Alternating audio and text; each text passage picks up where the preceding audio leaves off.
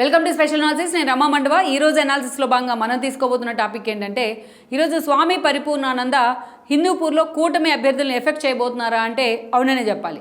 ఎందుకంటే గతంలో ఆయన కాకినాడ పీఠం అధినేతగా అధిపతిగా ఆయనకు పరిపూర్ణానంద సరస్వతికి పేరుంది. తెలంగాణలో కూడా ఆయన కొన్ని రోజులు కీ రోల్ కూడా ప్లే చేసే ప్రయత్నం చేశారు. సొంతగా ఛానల్ను కూడా ఆయన రన్ చేయడం జరిగింది. అదేవిధంగా చూసినట్లయితే దామోదర్ రాజనరసింహ లాంటి వాళ్ళ వైఫ్ ఎవరైతే ఉన్నారో పద్మ లాంటి వాళ్ళని కొన్ని రోజులు ఆయన బీజేపీలో కూడా చేర్పించే ప్రయత్నం చేశారు. చాలా రోజుల పాటు తెలంగాణలో బీజేపీకి కూడా ఆయన ఏపీలో బీజేపీకి కూడా చాలా అసోసియేట్గా కూడా ఉంటూ వచ్చారు. అలాంటి పరిపూర్ణానంద ఏకంగా ఈసారి ఎన్నికల మీదే ఫోకస్ పెట్టారు. తనకు ఏపీలో టికెట్ కావాలంటూ కూడా ఎప్పటి నుంచో ఆయన అడుగుతూ వస్తున్నారు. సీరియస్గా ఆయన బీజేపీ నుంచి హిందూపూర్ టికెట్ ఎక్స్పెక్ట్ చేస్తూ వచ్చారు. హిందూపూర్లో ఆయన కొంత అక్కడ ఎప్పుడు కూడా ఆయన ఉన్న తీరు కానీ లోకల్ ఇష్యూస్ని సార్ట్అవుట్ చేసిన తీరు కానీ హిందూపూర్ అసెంబ్లీ టికెట్ ఫస్ట్ నుంచి ఎంపీ టికెట్ కావాలంటూ అడుగుతూ వచ్చారు ఆయన. సో బీజేపీ నుంచి ఎంపీ టికెట్ దక్కని పరిస్థితుల్లో కనీసం తనకి అసెంబ్లీ టికెట్ అయినా కావాలంటూ కూడా కోరుతూ వచ్చారు హిందూపూర్ నుంచి. అయితే హిందూపూర్ నుంచి ఎమ్మెల్యేగా ప్రజెంట్ టీడీపీ నుంచి బాలయ్య అక్కడ ఉన్నారు. బాలకృష్ణ 2014లో మొదటిసారి గెలుచున్నారు, 2019లో రెండోసారి గెలుచున్నారు. ఇప్పుడు హ్యాట్రిక్ కొట్టేందుకు కూడా బాలకృష్ణ సిద్ధమవుతూ ఉన్నారు. వైసీపీలో టికెట్ దగ్గర ఇక్బాల్ లాంటి వాళ్ళు కూడా ఈరోజు హిందూపూర్లో టీడీపీలో చేరిన పరిస్థితి అయితే ఉంది.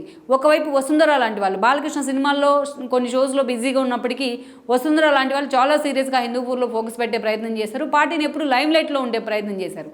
ఇక బాలకృష్ణకు చెక్ పెట్టేందుకు దీపిక లాంటి ఒక కురుబ సామాజిక వర్గానికి చెందిన అభ్యర్థిని అక్కడ ఇంప్లాంట్ చేసినప్పటికీ ఈరోజు బాలకృష్ణ గెలుపు చాలా ఈజీ అవుతుందని అంచనాలు వస్తున్నాయి హిందూపూర్ అసెంబ్లీ వరకు.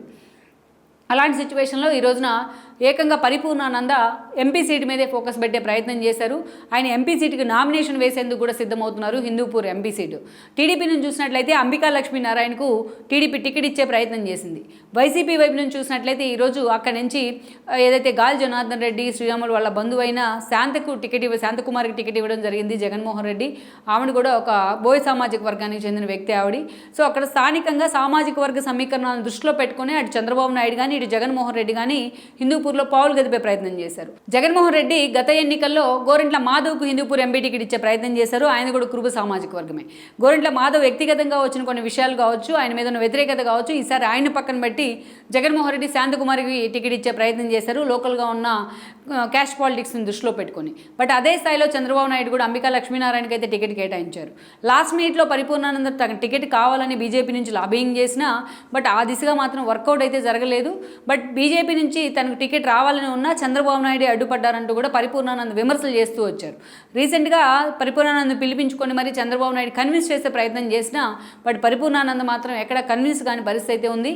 ఏకంగా ఇండిపెండెంట్ అభ్యర్థిగా ఈరోజు హిందూపూర్ ఎంపీగా ఈరోజు బరిలో దిగేందుకు కూడా పరిపూర్ణానంద సిద్ధమవుతున్నారు. నిన్నటి వరకు అసెంబ్లీ నుంచి బరిలో దిగుతానంటూ బాలకృష్ణకు సవాల్ చేస్తూ వచ్చిన పరిపూర్ణానంద ఈరోజు ఏకంగా హిందూపూర్ నుంచి ఎంపీ అభ్యర్థిగా బరిలో దిగుతానంటూ కూడా సవాల్ చేస్తూ ఉన్నారు. ఆయన ఎంపీ అభ్యర్థిగా బరిలో దిగినా అసెంబ్లీ నుంచి బరిలో దిగినా ఇండిపెండెంట్ అభ్యర్థిగా అటు కూటమి అభ్యర్థుల మీద ఎఫెక్ట్ చూపిస్తుందన్న చర్చ ఉంది. ఎందుకంటే హిందూపూర్ పార్లమెంటు పరిధిలో కొన్ని డెవలప్మెంట్ యాక్టివిటీస్లోనూ పరిపూర్ణానంద ఇన్ని రోజులుగా చాలా కీలకంగా ఇన్వాల్వ్ అవుతూ వచ్చారు. సో ఇలాంటి సిచ్యువేషన్లో ఈరోజు పరిపూర్ణానంద ఎఫెక్ట్ కూటమి అభ్యర్థుల మీద ఉంటుందనే చర్చ ఉంది. బట్ మరోసారి చంద్రబాబు నాయుడు కానీ ఇటు పవన్ కళ్యాణ్ కానీ పరిపూర్ణానందతో మాట్లాడతారనే అంచనాలు కూడా వస్తున్నాయి. ఓవరాల్గా ఆయన మాత్రం వీళ్ళ మాటలను పక్కన పెట్టి ఈ రోజున ఏకంగా పోటీకే తను సిద్ధమని కూడా సవాల్ విసురుతున్న పరిస్థితి ఉంది. మరి ఇలాంటి సిచ్యువేషన్లో బీజేపీ అధిష్టానం ఎంతవరకు కూడా పరిపూర్ణానందను కన్విన్స్ చేస్తుంది.